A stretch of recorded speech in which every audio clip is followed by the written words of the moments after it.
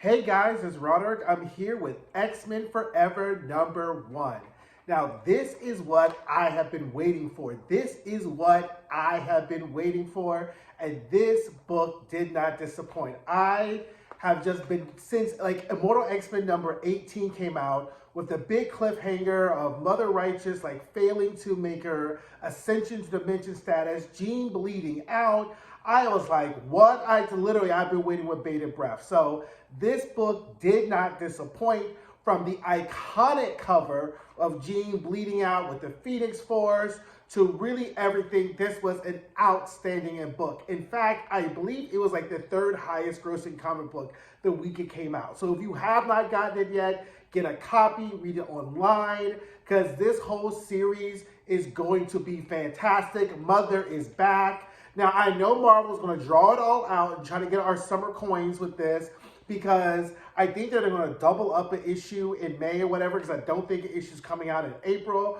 But needless to say, I'm not going to complain, because this is, like I said, what we've been waiting for. Mother has been out of action way too long, and it was just fantastic. We got our little glimpses, and Fall of the House of X, and then Rise of the Powers of X, of her being comatose. But this book, what the writers have really promised, is that starting with issue 2, that Jean is going to end up taking more and more, and then based upon some of the things that have happened in some of the more later books, we kind of see where the plan is coming. So stay tuned for my Rise of the Power of X, Fall of the House of X reviews, because some of these things that are happening are going to tie into what is ultimately going to end up happening in X-Men Forever. So anyway, sit back, let's enjoy this Kiki, because this is going to be fantastic, okay?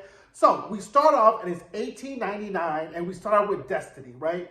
So Destiny is at St. James Hall in London. She's going to see an opera. So her and Mystique are beards for two other gay aristocrats. So they're all going on this like lesbian gay like double date, but nobody really knows, right? So her and Mystique are sitting together. They're like playing touchy-feely. They're on their little date night. The gays are on their little date night. And all is going well until the music swells to the Enigma variant, like Nimrod variant, actually. And then all of a sudden, Destiny sees the face of Enigma. He sees Cyclops in jail, the rise of Nimrod, Wolverine and the Sentinels, the death of Jean Grey. She sees all of this, right? And it literally puts her like catatonic state, right? So she's totally catatonic, and she has already now seen the fall of X, right? So now this is like in 1899. Like this is way before anything really happens, right?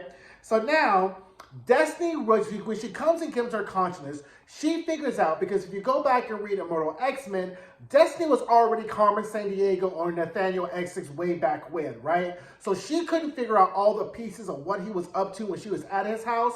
But what she has figured out now, based upon what she's seen in the visions, is that he has now created 4 clones, right? Mother Righteous, Stellus Orbis, Mr. Sinister, and Dr. Stasis, right?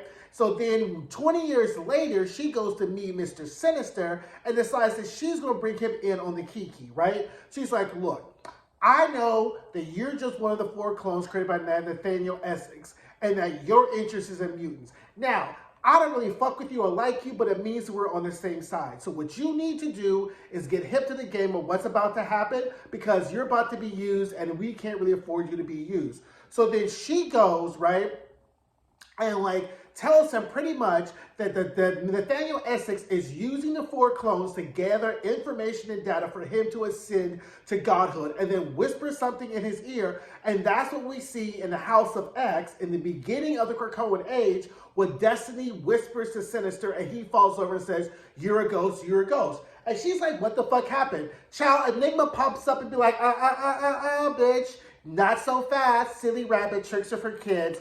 Don't be trying to fuck around on my mistakes. So then Destiny puts on her big girl panties, is like, so you're not gonna kill me? He's like, I don't need to kill you. I exist outside time and space, so I don't really need to kill you. She's like, nah, bitch, you ain't gonna kill me, because you don't know whether or not killing me will affect your future plans. He's like, true, but as long as you don't fuck around with my plans, I'll let you live to see Krakoa. And Destiny's like, You need Krakoa. Yes, I do. She's like, well, then fine then. And then Enigma's like, so we're on the same side. She's like, don't get it fucked up, bitch. We're not on the same side. We're just moving in the same direction. If that's not a line for this whole thing, it's forever. He's like, okay, smart bitch. Let me tell you what I do know, since I don't need to see the future or already been there. I know why Mystique leaves you. So then that kind of shuts up Destiny's mouth ass really, really quick. So then Mystique shows up. It's like, girl, what the fuck is going on here? What the fuck you do? What you say to him? She's like, girl, look, do you love me? Do you trust me? She's like, yeah, okay, cool. Don't ask me what I said to him. I won't fill you in and let you know exactly what needs to happen, but don't ask me what I said to him. Now, here's the important thing what we need to realize.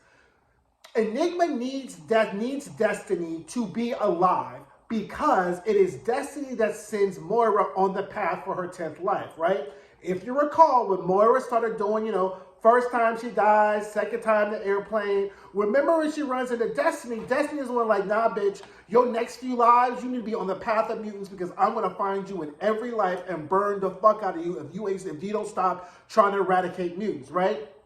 So it is Destiny that puts Moira on her path to create Krakoa. Then, of course, Enigma needs Krakoa because he needs Sinister to create the Moira engines that, of course, will fuel Stasis and Orbis to do all of their different, shenanigans to create the minions, right? So he does need Destiny, but because Destiny cannot see why she's needed, because Enigma exists outside time and space, she happenstance falls into Enigma's plans, right?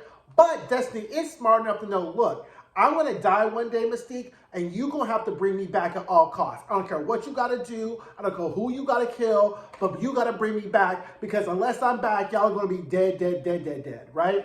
So, anyway, it was like, fine, whatever. So then Destiny shows, then we get to the present, right? So now Mother Righteous is hotter than fish grease, because now her plans become Dominion is ruined, right?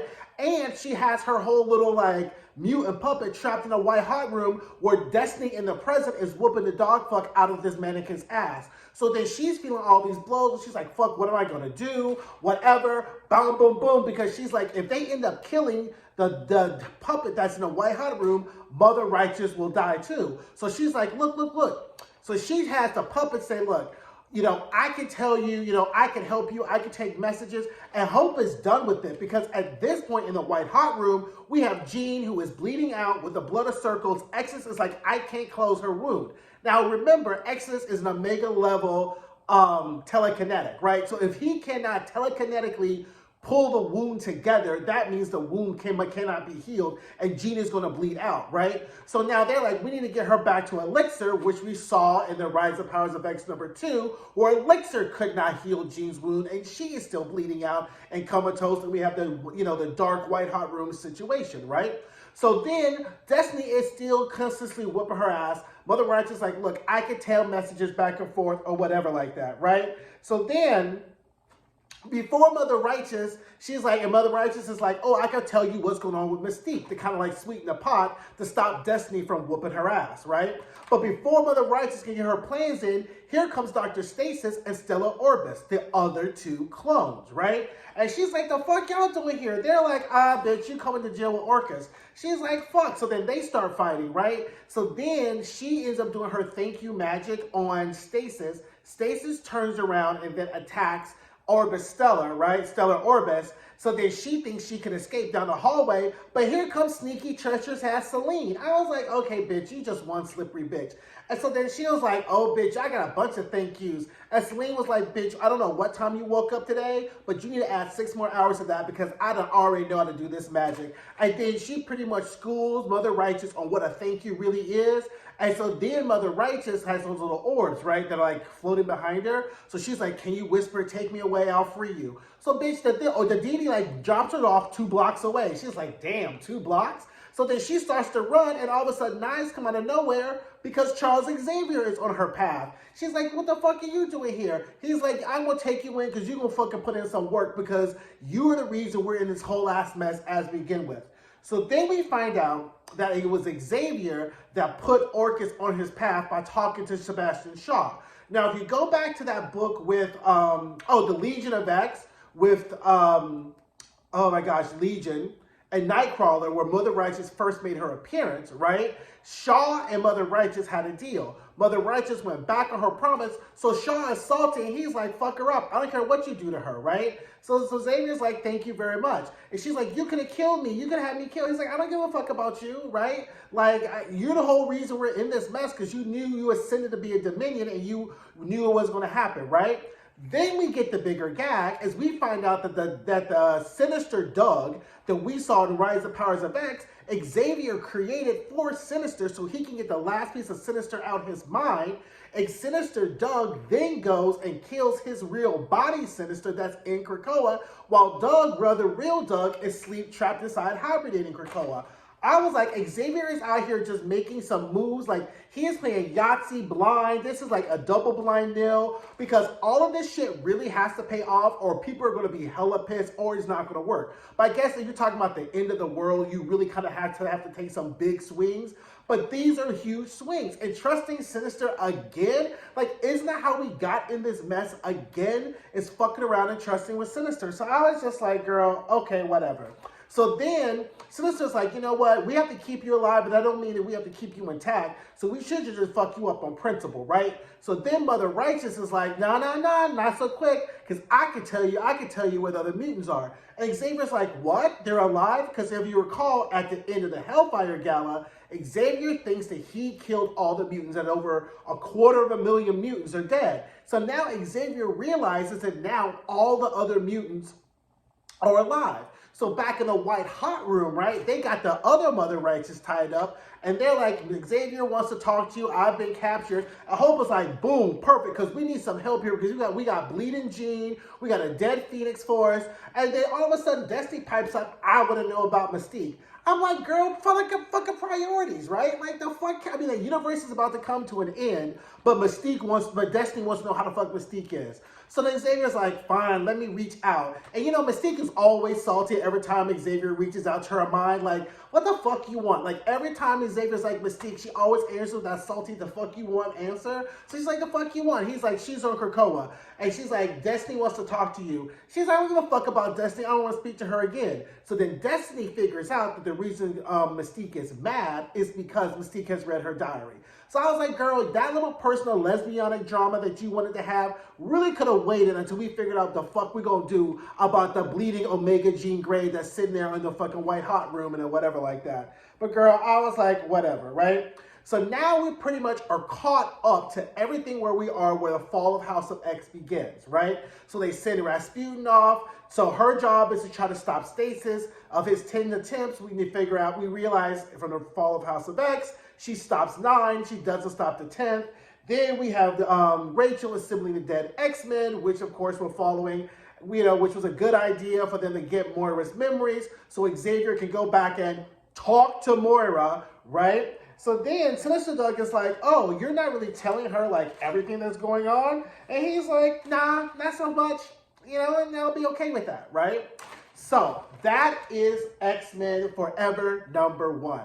High drama, high stakes, characters we love. So I am very interested on what's going to happen, right? I have some theories on what's going to happen, which I'll put into my Fall of House of X, Rise of the Powers of X reviews, because some other things are going to play out that's going to affect what's going on. But again, I'm loving this book. This has been everything I wanted. This is Christmas. This is 4th of July. This is Gay Pride. This is IML. All wrapped in one big bow, and I have been loving it. So thank you guys. Drop down in the comments and let me know what you guys think about this issue, and I will talk to you guys soon. Bye. Hey guys, thanks for watching my videos. Don't forget to like, comment, subscribe, and share, and don't forget to check out some of my other videos.